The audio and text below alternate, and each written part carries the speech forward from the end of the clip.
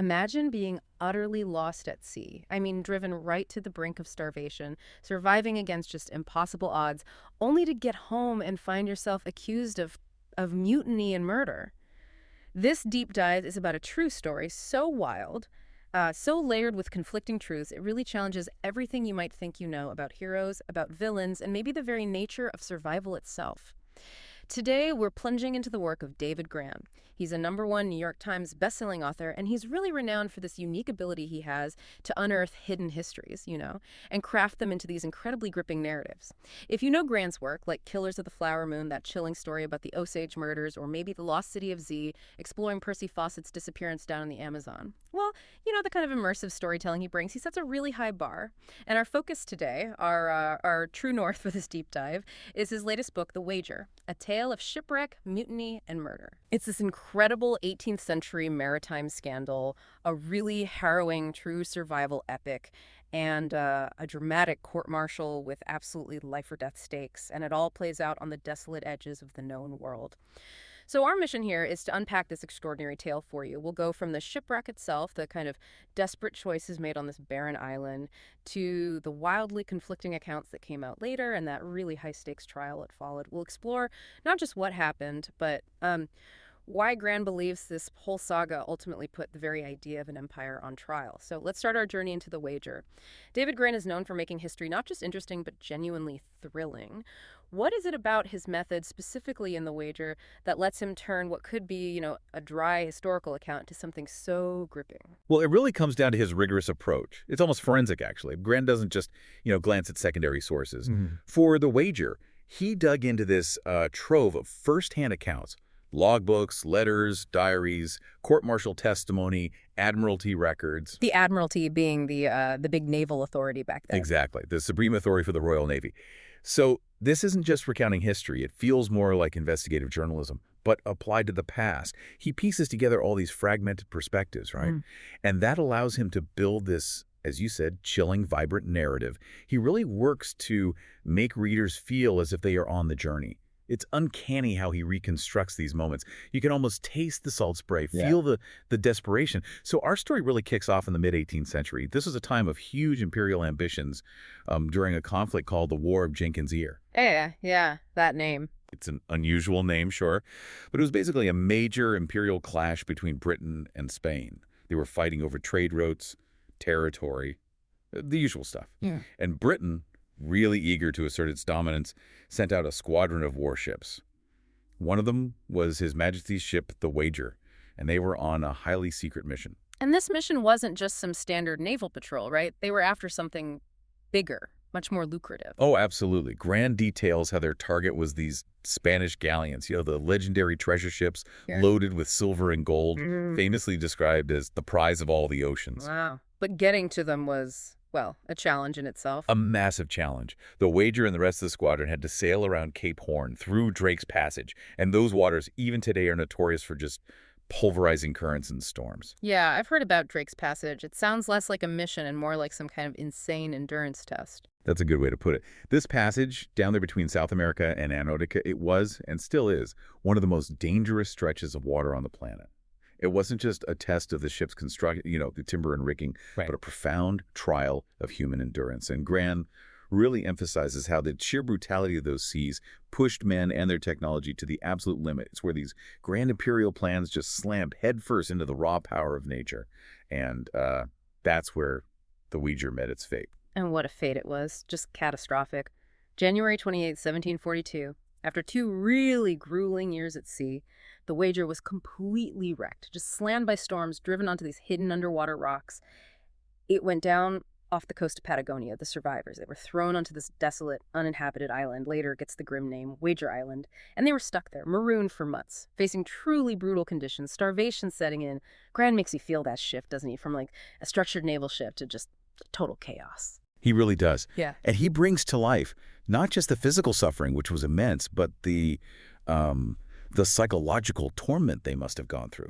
Just try to imagine it. No reliable food source, fresh water dwindling, completely cut off in one of the harshest landscapes imaginable. It was an environment that feels almost designed to push humans past their breaking point, Yeah. stripping away that thin layer of naval discipline, exposing the raw survival instincts underneath.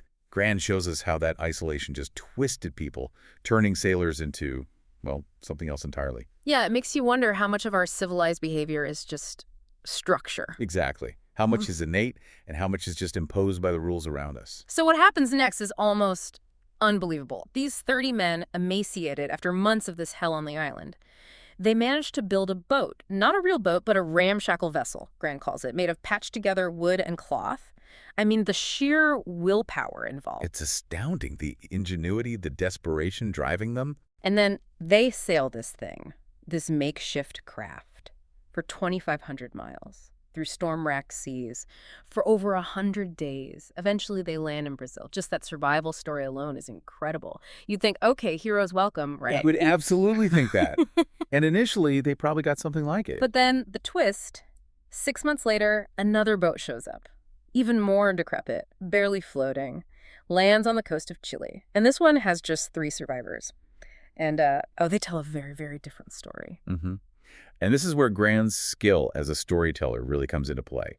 He has to navigate these completely contradictory accounts. It forces you, the reader, to ask, okay, who gets to tell the story here? Whose version of survival is the truth? Because these 3 new arrivals, they claim the first group weren't heroes at all. They call them mutineers, outright mutineers. Wow. So the first group, the supposed heroes, how did they react? Predictably, they fired back with their own accusations.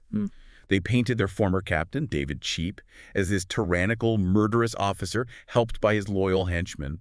So suddenly you have these 2 warring narratives. Grann's deep dive into the records, into these testimonies, it reveals not just, the sequence of events, but how truth itself can become, well, flexible under extreme pressure.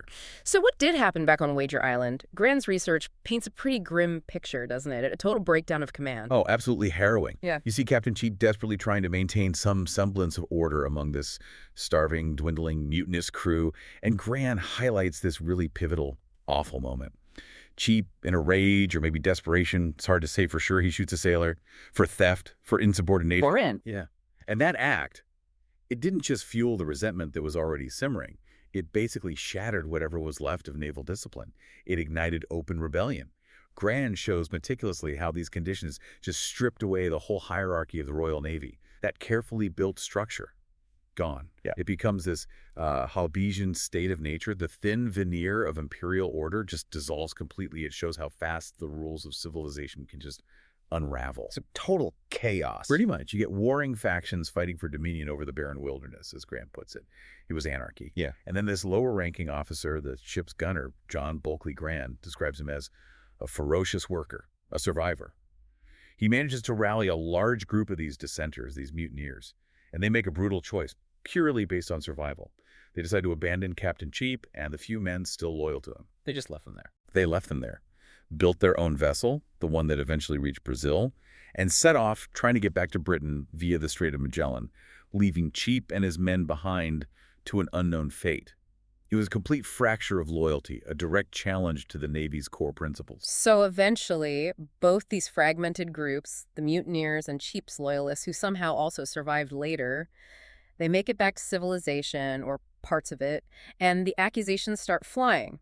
Treachery, murder. Exactly. From both sides. So the British Admiralty, the top naval authority, they had to step in. They convene a court-martial. You can just imagine the tension. Oh, the pressure must have been immense. The stakes couldn't possibly be higher. Yeah. Whoever the court found guilty, well, they could hang. So it's not just about clearing their names. It's literally life or death playing out in a courtroom. A battle for survival continues, but now it's about reputation, freedom, life itself.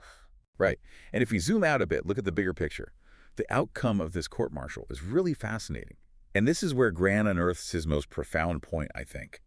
Despite all the drama, all the accusations, all the testimony, ultimately Grann reveals no one was condemned for being responsible for the shipwreck or their crimes on Wager Island. No one. After all that. Mutiny, potential murder. Almost nothing. There was only a mild reprimand given to one lieutenant, basically for not properly reporting a warning sign that might have prevented the wreck in the first place. That seems incredibly lenient. Why? Well, Grann argues, and this is the crucial part, that the whole story of the wager, the shipwreck, the mutiny, the chaos, it was largely forgotten, swept under the rug. Why? Because, quite simply, it reflected poorly on the British Empire and its navy. So it wasn't just about justice for the individuals. No. Exactly. This points to Grann's biggest insight, the real aha moment. It was not only the wager's captain and crew who were on trial, it was the very idea of empire. It stopped being about just individual acts, whether heroic or villainous.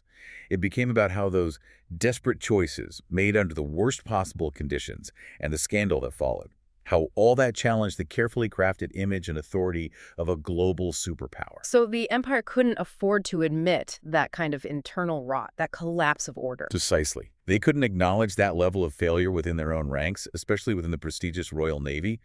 Grann really shows us how history, or at least the popular version of it, is often shaped by those in power. They choose what gets remembered, and maybe more importantly, what gets conveniently forgotten. So, this story. All right, it's an incredible tale of human behavior at the extremes, as Grann says. It definitely holds its own against classic survival stories, and the court-martial part feels like a thriller. But beyond the sheer adventure, the drama, why should we, listening today, really care about some lost 18th century shipwreck? What's the takeaway Grann wants us to find? Well, Grann, like he did in his book The White Darkness, that one about Henry Worsley's obsession with Shackleton, he really excels at showing us the absolute limits of human endurance, physically and morally. But here in The Wager, he forces us to confront just how thin that veneer of order, of loyalty really is when basic survival is on the line. He makes you question, how much of our civilized behavior is truly part of us and how much is just imposed by society, by structure, by having enough food. Right. And it also makes you intensely curious about the official stories we get told, doesn't it? Which narratives get amplified, which heroes get celebrated, and which inconvenient truths get quietly buried. Forgotten for political reasons, maybe? Or just because they don't fit the nice, clean image of power? Exactly. Yeah. It's a really powerful reminder that history is rarely neat. It's messy, it's contradictory, and often the most interesting parts are the ones someone tried to erase. It really is Grann's particular gift, isn't it? Not just telling a story, but digging underneath it, excavating those hidden layers. This deep dive definitely highlights his unique ability to find these incredible, often forgotten narratives and bring them back to life so vividly. And he always seems to unearth some deeper meaning just beneath the surface. He doesn't just tell you what happened, he helps you understand why it matters.